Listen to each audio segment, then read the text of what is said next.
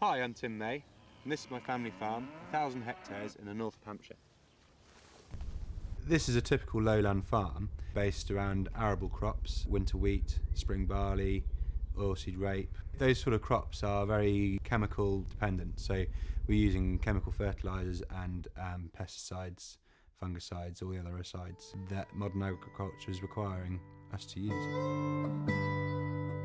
The main disadvantage is that it's damaging the soil, and so we're in a situation where every year we've got to keep on spending more money to get the same yields. The results of this chemical style of farming has been that we've eroded the natural capital. By depleting our soil reserves, we've depleted food around for the wider food chain. And so I've decided to farm in a totally different way. And this is what's going to change things. A lot of people would think this is a flowery meadow, but I call it a herbal lay. I think it's going to revolutionise the countryside. But there's one missing player in this exciting future. In fact, there's lots of them. Come on, the cows! The cows! Cows! Cows!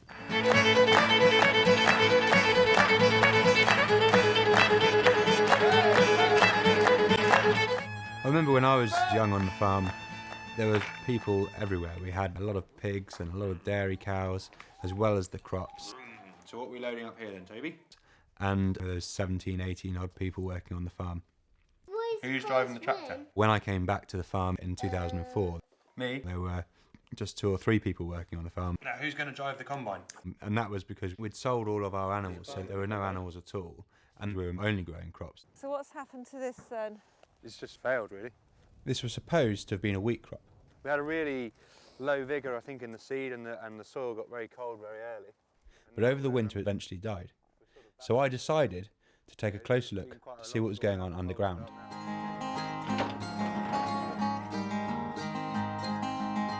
To diagnose the problem, I called in the most knowledgeable soil expert I know. His name is Mike Harrington, and he spends his life working on fixing damaged soils. Is that big enough, Mike? Worries me this is filling up with water. I've never done this before. I've never opened up my soil like this. When he had a look at our ground, he had some worrying news. Our big concern nowadays is that as we're losing organic matter in this surface area here, and the life of the soil is depleting, we're finding actually we're moving this subsoil progressively up to the top of the soil surface. And what I suppose all need to think about really is that when we stand on a field, we're standing on the rooftop of another world, and it's a living world. Yeah.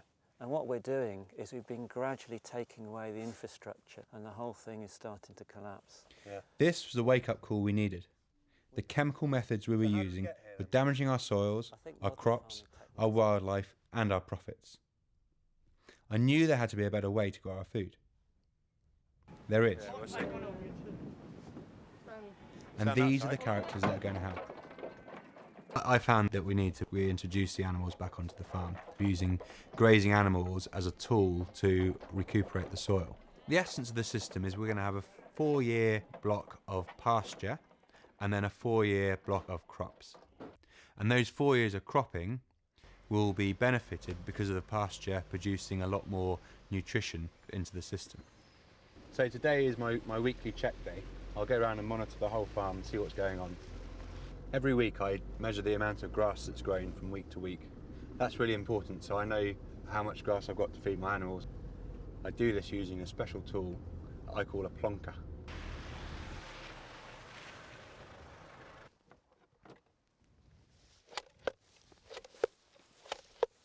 So what we're doing here is measuring the grass. Now this grass here isn't ready to be eaten. We could just put animals back onto the farm as was done in the past. Right, so that's 2,474. Last week it was 2,140. It's about 300 kilos of growth in the last week. That's not too bad. But some of the research that I've been looking at and some of the guys I've been working with would suggest mob grazing or holistically planned grazing.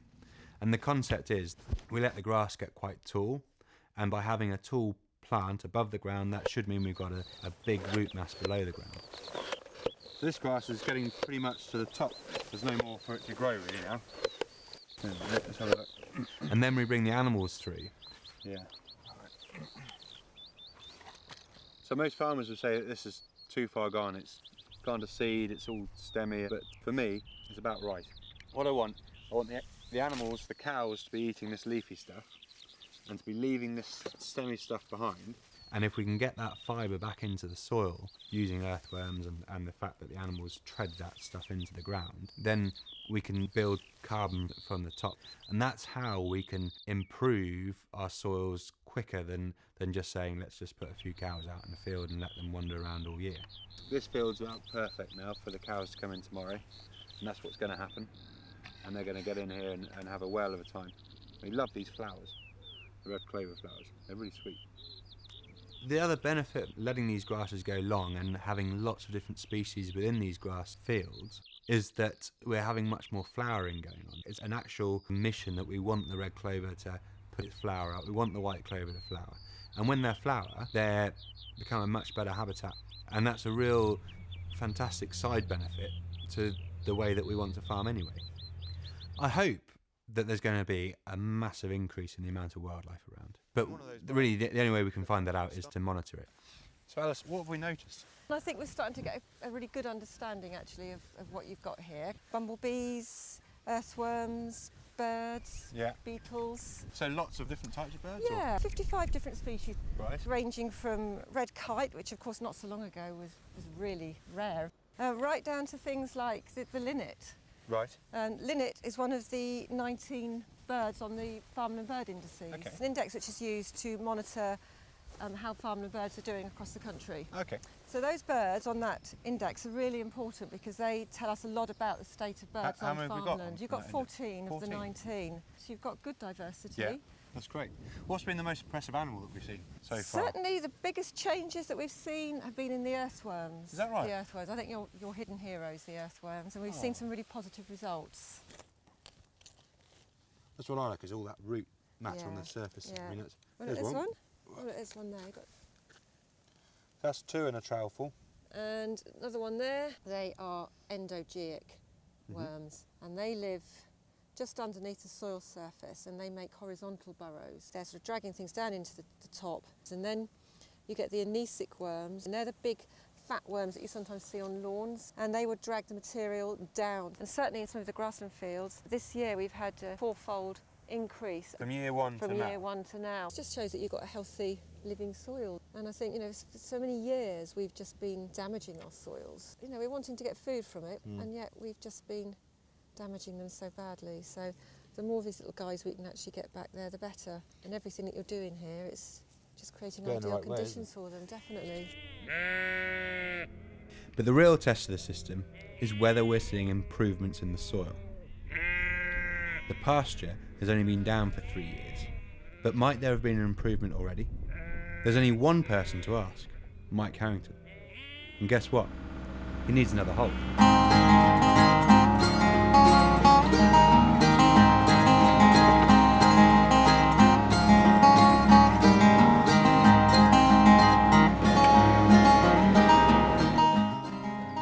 Go on, Mike, let's see what we've got. It's deeper than the last one you dug, I think. I think it is, isn't it? Yeah. Wow, what have we got down here then, Mike? Well, the very first thing is this dark area here, which is growing and developing. Before, you probably just had an area of rooting in this top couple of inches. You had a very tight soils, a bit like concrete. Yeah. Now we're down to here, and even down to here, look. This has changed dramatically. You can see roots now almost, what do we talk about? A good metre and a half. It is, isn't it? Yeah. And into this, Yeah. it's actually quite heavy clay. Most of these root systems will have probably followed wormholes. The worm leaves a much higher level of nutrition behind it, so roots are naturally going to utilise that easy method of moving down. And we're getting these earthworms coming all the way down here, and the roots coming all the way down here, and it looks really positive. So if we take roughly half the energy that these plants produce is exuded out of its root system, and with the mob grazing type principle, you're pushing back in organic material, which then is a food source again for microbes. And we've actually started feeding the soil. We've got a much better connection all the way through the profile, even into these deeper subsoils. And so we can get more out of this soil than you could when you had your old intensive system. Biology is really what it's all about. We farm with chemicals, we can get good crops off poor biological systems, but not forever. And what we've done with Tim's new system is given nature an opportunity to rebalance. What's amazing is how quickly nature can react given the right circumstances. It's reconnecting soil and plants. And what we're doing in intensive agriculture, in actual fact, is disconnecting soil and plants. For the future of farming, this really has to become as big a part of the picture as anything else. The implications for this system working for other farmers are huge. Corner cows, cows, cows.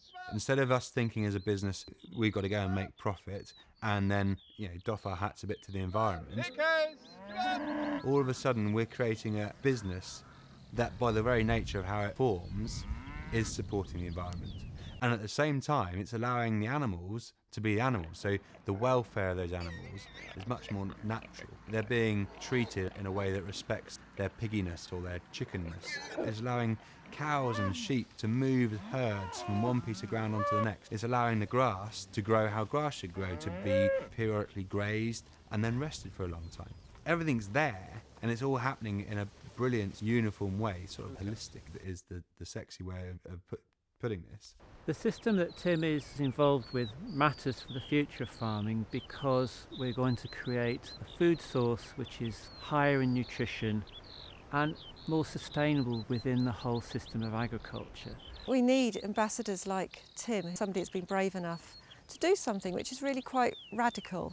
And I think this type of farming where we're seeing big areas of pasture, that's really looking at farming at the landscape scale. And if we can link it up with what other neighbours are doing as well, then that's the way forward for a sustainable farming future. But how is this going to take from my farm into every other farm? The consumers can say, well, this is the sort of farming we want and go and look for it and demand it. Or the farmers can realise that this is a cheaper system, a more reliable system, more resilient system, a system where instead of just being an applicator of chemicals, you're a nurturer of a natural system. It's much more rewarding, and I can't see why it can't compete with any other farming model. And it's put the fun back into my farming. I think it's really exciting.